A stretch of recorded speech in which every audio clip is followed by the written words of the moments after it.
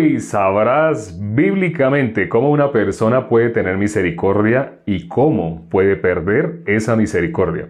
Vamos a considerar el capítulo 9 del segundo libro de Samuel. Vamos a considerar versículo por versículo. Vamos a comenzar desde el versículo 1 en adelante. Es un capítulo cortito. Vamos a leerlo completo.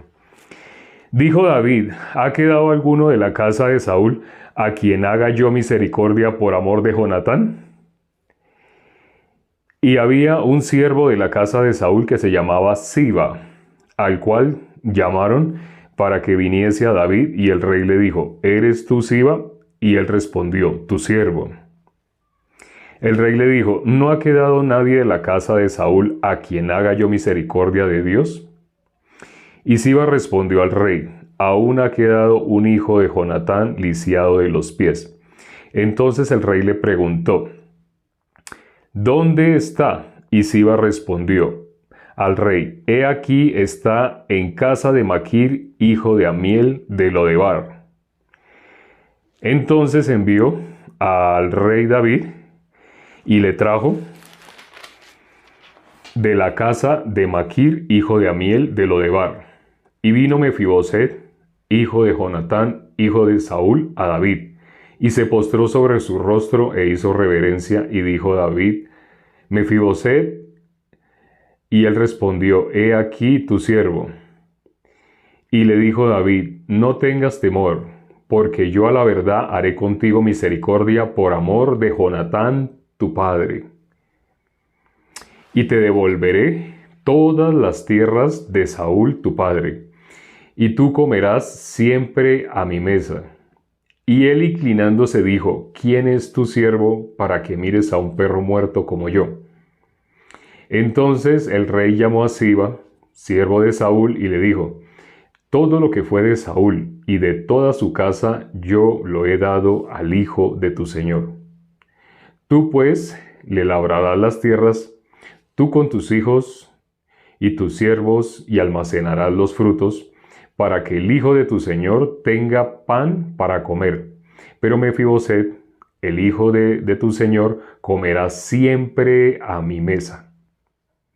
Y tenía Siba 15 hijos y 20 siervos. Y respondió Siba al rey: conforme a todo lo que ha mandado mi señor el rey a su siervo, así lo hará tu siervo. Mefiboset dijo al rey: comerá a mi mesa como uno de los hijos del rey. Y tenía Mefiboset un hijo pequeño que se llamaba Micaía, y toda la familia de la casa de Siba eran siervos de Mefiboset. Y moraba Mefiboset en Jerusalén, porque comía siempre a la mesa del rey y estaba lisiado de ambos pies. ¿Por qué esa frase con la que termina este capítulo? Solamente son 13 versículos. Por eso lo leímos rapidito. ¿Por qué termina con esa frase? Estaba lisiado de sus pies. Quienes nos han acompañado en el capítulo 5, es decir, hace 4 capítulos, estábamos leyendo sobre Mefiboset.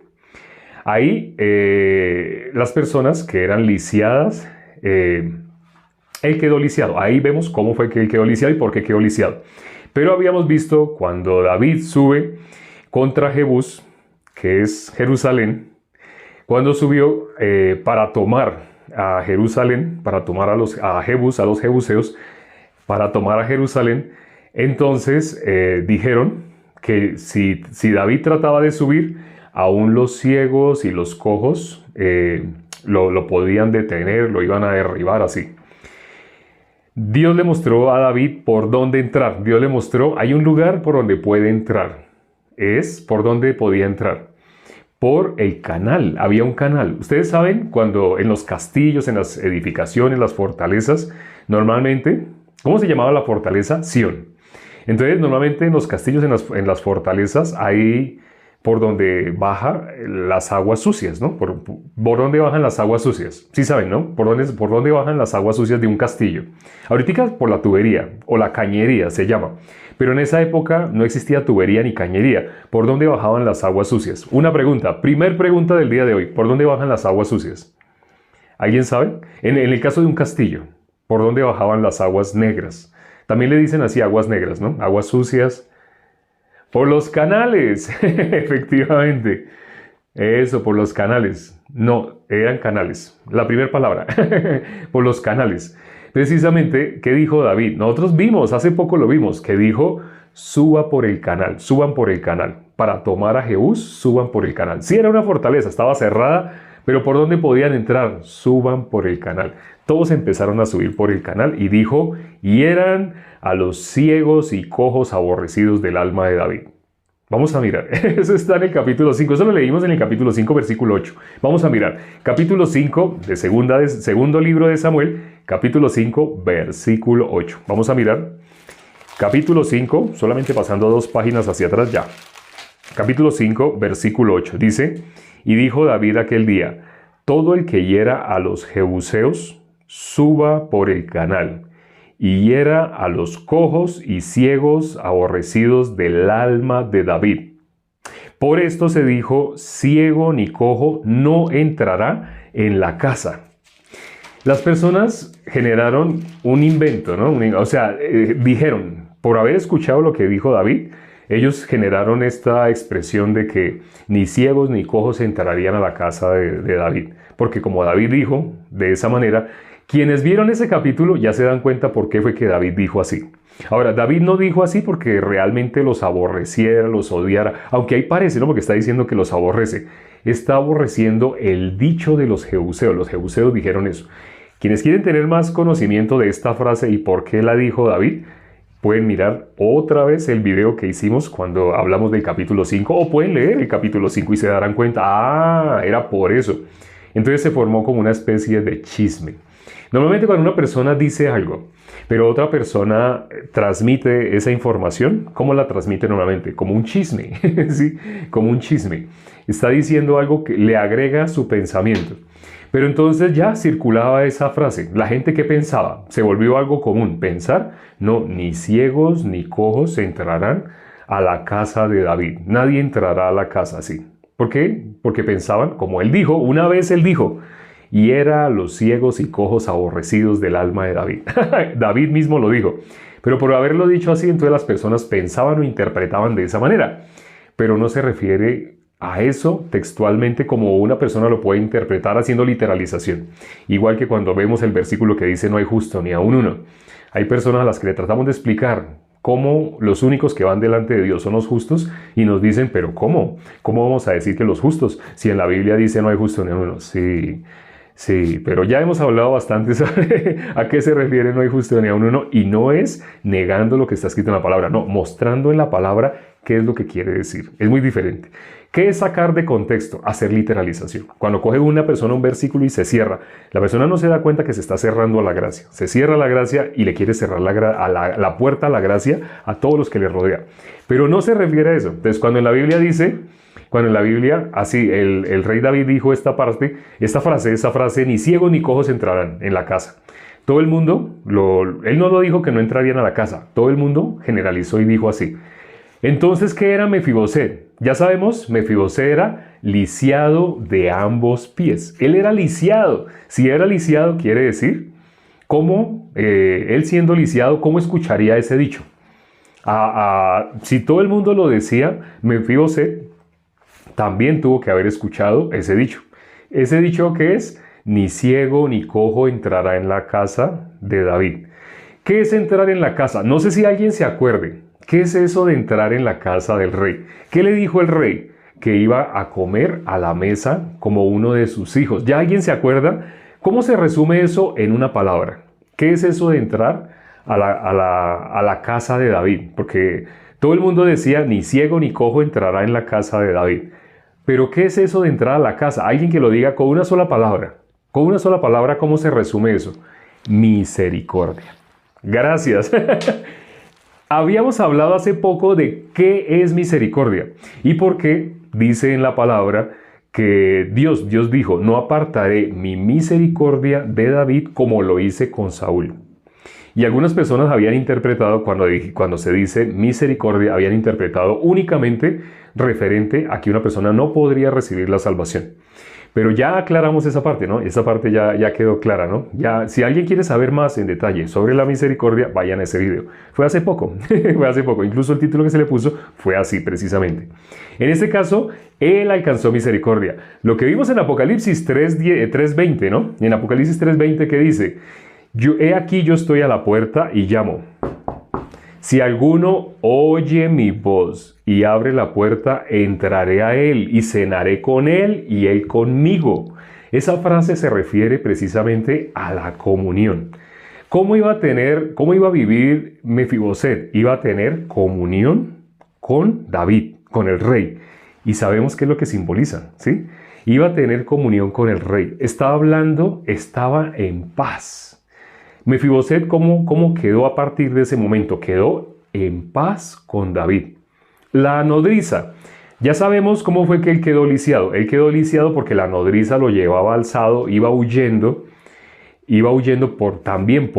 por su propio pensamiento, iba huyendo. Y por ir huyendo, no sabía que por ser Mefiboset, hijo de Jonatán, David iba a tener misericordia de él. ¿Por quién tuvo misericordia? Por Jonatán. Nuestro Señor Jesucristo, dice la Biblia que tenemos abogado con él, tenemos abogado en nuestro Señor Jesucristo.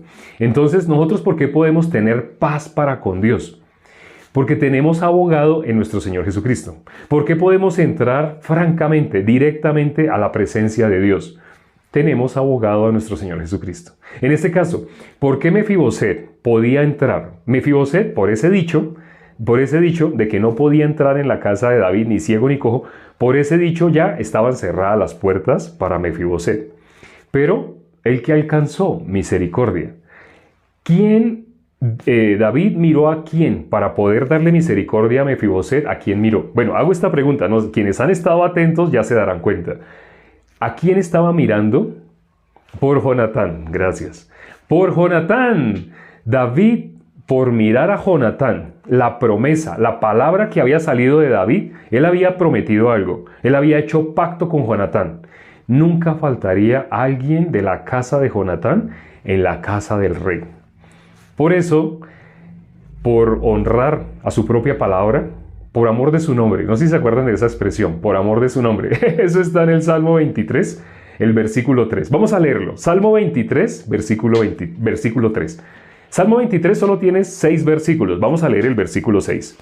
Salmo, capítulo 23. Ya algunos se lo saben de memoria. Apenas uno dice Salmo 23, algunos piensan, Jehová es mi pastor, nada me faltará, en lugares de delicados pastos me hará descansar. Junto a aguas de reposo me pastoreará, confortará mi alma por amor de su nombre. Pero ¿qué dice? ¿Qué dice el versículo 3? Dice el versículo 3, lo último que acabamos de parafrasear, dice, confortará mi alma, me guiará por sendas de justicia, por amor de su nombre. Ya algunos, quienes vieron este domingo, quienes estuvieron en la iglesia, ya sea presencial o de manera virtual, escucharon la prédica. Por amor de su nombre. Esta frase resonó. Ese día, el título de la predicación era por amor de su nombre. En este caso, David había lanzado la palabra. David le había dicho a Jonatán, había hecho un pacto con Jonatán. Nunca faltaría nadie de la casa de Jonatán en la casa del rey. Porque Jonatán sabía inevitablemente que David iba a ser rey, que ya era rey, porque ya había sido ungido por rey, que todavía no se veía ante los ojos de las demás personas, pero ya era rey.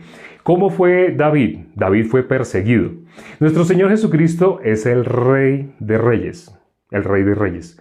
Su ministerio fueron 3 años. Empezó a los 30 años y a los 3 años, después de haber empezado su ministerio, fue crucificado cuando tenía 33 años. Durante los 3 años del ministerio de nuestro Señor Jesucristo fue perseguido. Fue perseguido.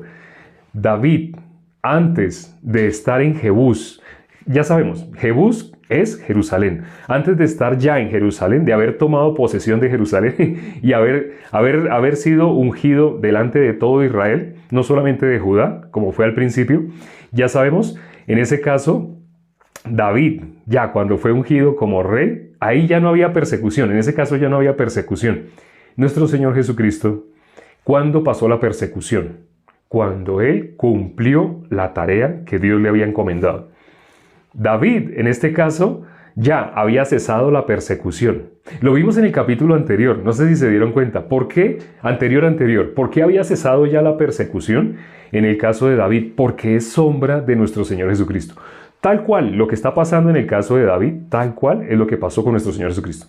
En este caso, bueno, ¿qué dice Juan capítulo 1, versículo 1? Dice, en el principio era el verbo era con Dios y el verbo era Dios. ¿Qué dice el versículo 14 de Juan 1? Ese verbo se hizo carne y habitó entre nosotros. ¿Quién? En el principio era el verbo era con Dios, el verbo era Dios. ¿Sí vieron lo que dice, no? Con las manos. Ese en lengua de señas es igual. Entonces, el verbo era con Dios, el verbo era Dios. ¿Quién es el verbo? Nuestro Señor Jesucristo. Entonces, David es sombra de nuestro Señor Jesucristo, David es sombra de Dios. David siendo sombra de Dios, ¿por qué le dio misericordia? ¿Quién es el que puede dar misericordia? Dios. Dios da misericordia. Dios da misericordia. Entonces, Dios, ¿cómo hizo para darnos misericordia a nosotros? A través de nuestro Señor Jesucristo. Dios no mira directamente como a cada uno de nosotros. Aquí hay varios hermanos. Por ejemplo, está la hermana Lina Patricia, está la hermana Ángela, qué pena, la hermana Ángela. Ah, sí, también hay hermana Angélica.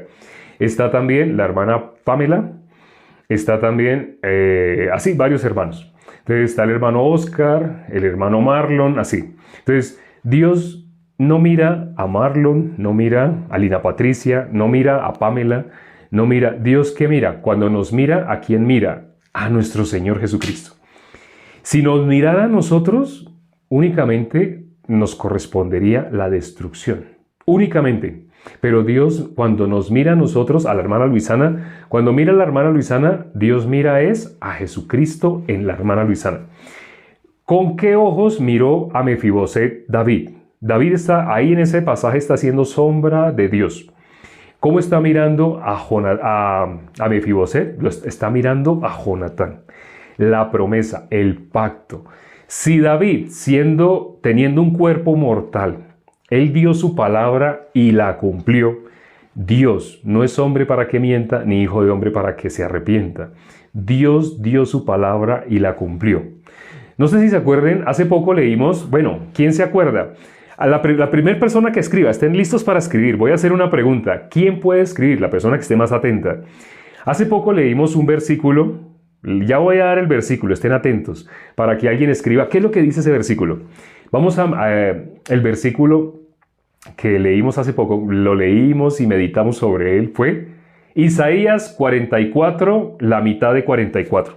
Isaías 44, 22. 44, la mitad de 44. Isaías 44, 22. ¿Qué dice Isaías 44, 22? ¿Alguien que se acuerde? ¿Alguien que se acuerde? ¿Sí se acuerda alguien que dice o no? Creo que no. Pudieron haber escrito rápido. Ya ha sido borrado nuestro pecado. Bien. Bien, bien. Dice, vuélvete a mí porque yo te redimí. Así dice, ¿no? Vuélvete, deshice. Ese día hasta hicimos así de una manera gráfica, quitó el pecado. Bueno, entiendo que quiso decir quitó el pecado, aunque ahí dice otra palabra, quitó el pecado. Dice, yo deshice como niebla tus rebeliones, como niebla, ¿qué deshizo? Tu pecado. Dios deshizo el pecado. Ya Dios lo deshizo. Como ya lo deshizo, no hay. ¿Quién es Jesús? Cordero de Dios que quita el pecado del mundo. ¿Cuántas veces no escuchamos esa canción? Y el resto de la canción es blasfemia. Disculpen, nadie se ofenda. El resto de la canción es herejía porque es una mezcla. La primera parte de esa canción es un versículo bíblico que está en Juan capítulo 1, versículo 29. Cuando Juan el Bautista vio a Jesús que venía hacia él, dijo, he aquí el Cordero de Dios, señalando a Jesús. He aquí el Cordero de Dios que quita el pecado del mundo. Eso hizo Juan. Entonces, la primera parte de ese cántico es un versículo bíblico. Cordero de Dios que quitas el pecado del mundo. No le estoy haciendo publicidad, ¿no? Porque le estoy aclarando. El resto de esa canción, cuando uno mira el resto de la canción, Es una herejía. Ya realmente mezcla elementos humanos con la palabra de Dios. Y eso es abominación para Dios. ¿Qué es eso? Cuando se mezcla la palabra de Dios con el pensamiento del hombre. ¿Alguien se acuerda? Eso tiene un nombre bíblicamente. Cuando se mezcla la palabra de Dios y el pensamiento del hombre. ¿Alguien se acuerda? ¿Qué es eso? ¿Qué es eso? ¿Cómo se llama? Hay una palabra que define eso. Mezclar la palabra de Dios con el pensamiento. Profanar. Excelente. Profanar. Solo alguien lo dijo. Ya van a decir, pero ya que tarde. ¿Quién lo dijo primero? Lo dijo ya. Profanar. Profanar es mezclar lo que es de Dios con lo de los hombres. Acordémonos en Génesis capítulo 40. ¿Qué hizo el panadero? El panadero mezcló. El panadero tenía en su sueño él tenía 3 canastillos sobre su cabeza. En los 2 primeros que tenía, pan blanco, es sombra de nuestro Señor Jesucristo. Quiere decir, ese panadero tenía conocimiento de la Biblia, tal vez se la sabía de memoria, tenía conocimiento de todo lo que está escrito en la palabra de Dios. Pero ¿qué tenía en el canastillo de arriba? Su obra. Tenía toda clase de manjares de pastelería, de pan, todo lo que se hace en una pastelería, cuando se hacen los pasteles, que se amasa, se mezcla, se le da figuritas, se le da forma, se le echan dulces de colores. Él tenía toda clase de manjares.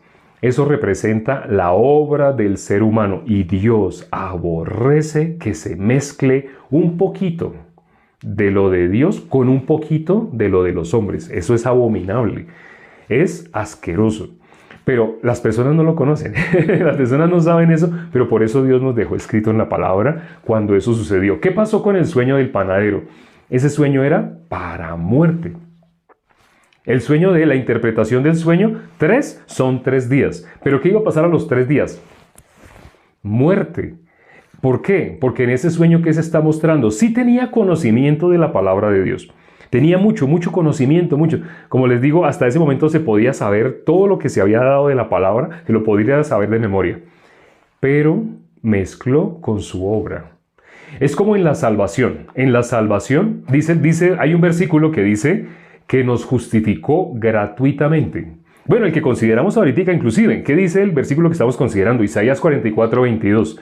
Yo deshice como niebla tus pecados. Vuélvete a mí, porque yo ya te redimí. Pero imagínense una persona que escucha esta palabra. Dios, ¿qué le está diciendo? Vuélvete a mí, porque yo ya te redimí.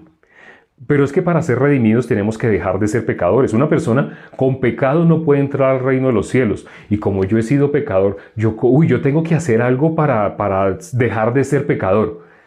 Esa persona, ¿cómo está escuchando la palabra? Ya te redimí. Vuélvete a mí, que yo ya te redimí. Curioso, es el idioma. Estamos hablando del mismo idioma. Estamos hablando castellano, español, llámenlo como lo quieran llamar. Pero a pesar de que estamos hablando el mismo idioma y que la Biblia está escrita en un idioma que entiendes tú, que entendemos nosotros, hay personas que al leer, vuélvete a mí, que ya te redimí. ¿Sabe cómo leen esa palabra? Ah, tan bonito. Yo debo hacer algo para ser redimido. ¿Cómo están escuchando lo que dijo Dios? Vuélvete a mí, que ya te redimí.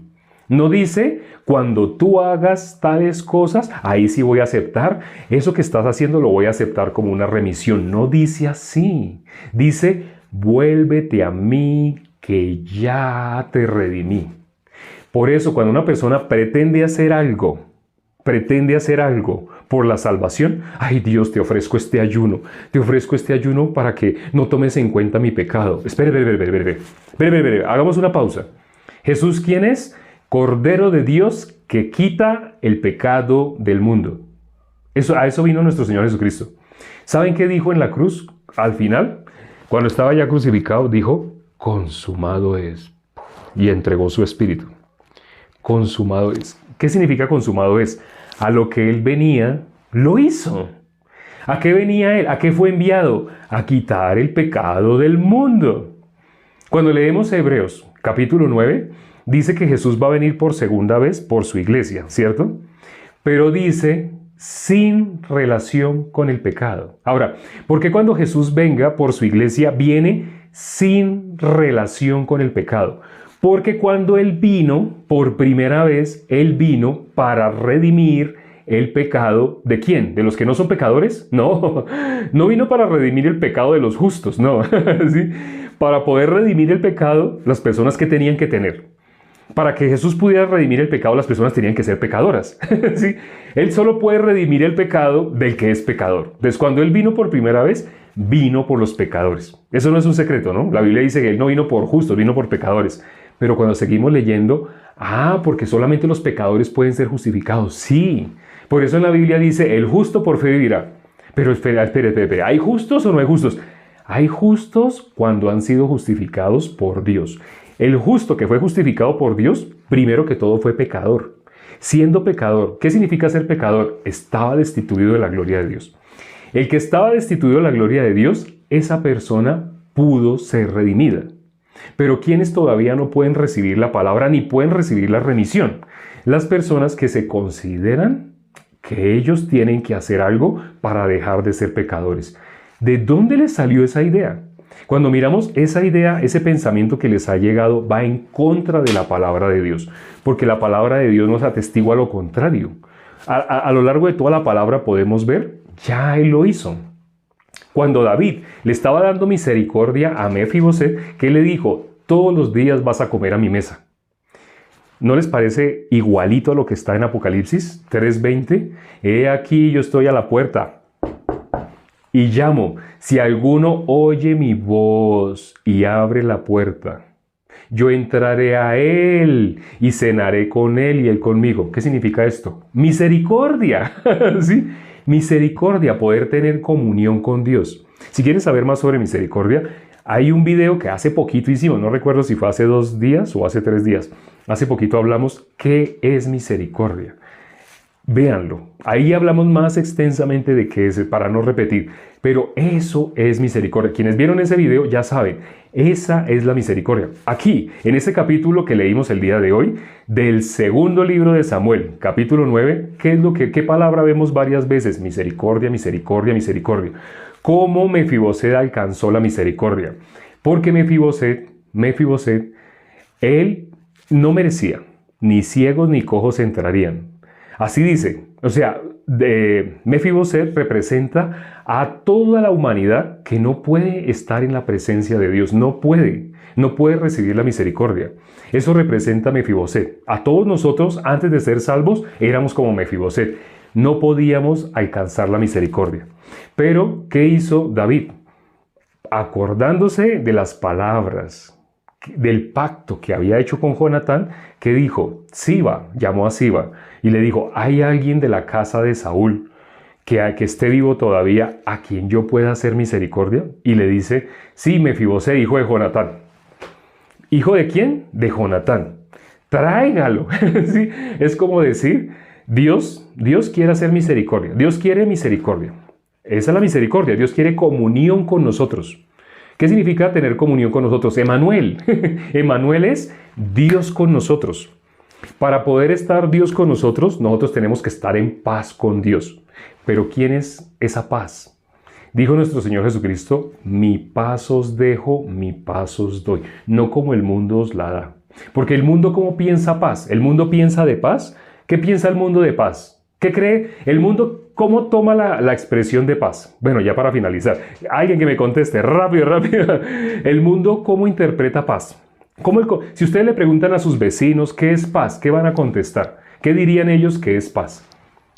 Todo tranquilo, ausencia de problemas, tranquilidad, sin problemas, que no haya problemas. ¿Sabe qué significa eso?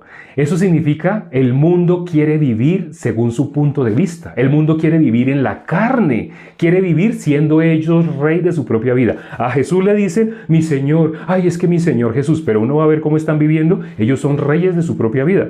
Realmente le dicen Señor solo con la boca. Por eso dice, este pueblo de labios me honra, pero su corazón nada que ver conmigo. Está lejos de mí, porque el ser humano piensa que tener relación con Dios es únicamente aquí, que tener paz con Dios es aquí. Cuando una persona, ay, sí, yo te amo, Dios, con todo mi corazón. Dios no recibe eso. Dios no se guía de la apariencia. Así tú hagas una cara así como de piedad. Ay, Dios, Él sabe que yo lo amo y yo lo quiero con todo mi corazón. Dios no mira eso. O sea, tú puedes engañar así a otra persona. Puedes engañar así, alguien te va a robar y llegan con pistolas y tú les haces cara, ay, no me haga, ay, no, perdone. Los rateros sí se dejan comer de esa cara, sí comen cuento, disculpe.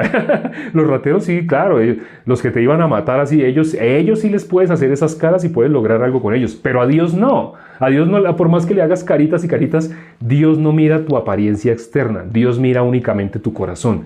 ¿Crees o no puedes creer que Él ya te redimió? Vuélvete a mí porque yo ya te redimí. Si en tu corazón todavía está, yo tengo que hacer algo para poder ser redimido. Si en tu corazón todavía está así, hasta hoy, te lo voy a decir directamente, has estado luchando contra Dios, has estado en contra, siendo enemigo de Dios.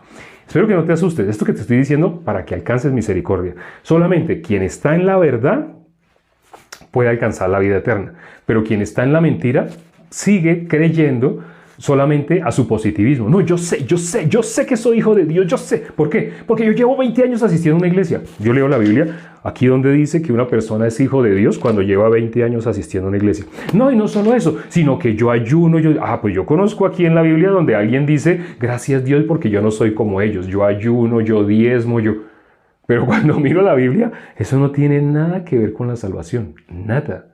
Nada de lo que tú hagas te puede dar la salvación. La única forma de que alcances misericordia es por creer que Él ya te redimió. Él ya lo hizo. Sí, créelo. Solo tienes que recibir lo que está escrito acá en la palabra. Por eso dice, a todos los que le recibieren, a los que creen en su nombre, ¿qué pasa con esas personas? Pueden verdaderamente convertirse en hijos de Dios. Una persona no es hijo de Dios por cerrar los ojos, cerrar los puños y decir, no, a mí nadie me quita que yo soy hijo de Dios. Yo sé que soy hijo de Dios. Puedes hacer la pataleta que quieras. Dios no mira eso. Dios mira en tu corazón. Tú crees lo que Él hizo. Tú crees la palabra de Dios. Si tú la crees, eres salvo. Si no la crees, estás condenado. Y no estoy diciendo esto para hacerte sentir mal. Estoy diciendo esto por si tienes oídos para oír, para que pases de las tinieblas a la luz. Vamos a orar ya para terminar. Padre, gracias por este tiempo que nos das para considerar tu palabra. Gracias por las personas nuevas que hoy entraron. Sé que habrán escuchado cosas que les habrán sorprendido. ¿Cómo esto no se habla en las iglesias? ¿Cómo esto no se está enseñando en las iglesias? Es el evangelio.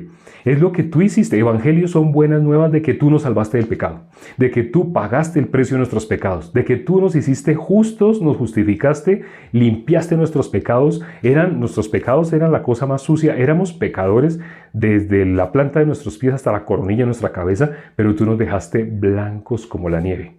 Nos limpiaste del pecado. La palabra que tristemente no se nombra en las iglesias es la obra que tú hiciste. ¿Cómo solucionaste el problema de pecado? Es milagroso, para nosotros es difícil de entender, pero cuando leemos la palabra, cuando no miramos a nosotros mismos ni con nuestro punto de vista, podemos creer lo que está escrito, que tú ya solucionaste el pecado. Eso es lo que nos enseña tristemente en las iglesias. Cuando se nombra la palabra pecado en las iglesias, normalmente se le hace pensar a las personas que son pecadores y que tienen que hacer algo para dejar de ser pecadores. Pero ayer estábamos mirando cuál es la diferencia entre transgresión y pecado. Ciertamente las transgresiones se pueden llamar pecado y eso hace que muchas personas se confundan, pero Dios así lo ha permitido. Permite, Padre, que las personas que hoy pudieron recibir tu palabra se conviertan en hijos tuyos porque tu palabra lo dice. Tú dijiste que todo aquel que te recibiere, es decir, que recibiere tu palabra, esa persona iba inevitablemente a ser hijo tuyo. Si alguien hoy pudo recibir la palabra, permite que pueda dar testimonio del trabajo que tú hiciste en su corazón. Hemos orado en el nombre de nuestro Señor Jesucristo. Amén.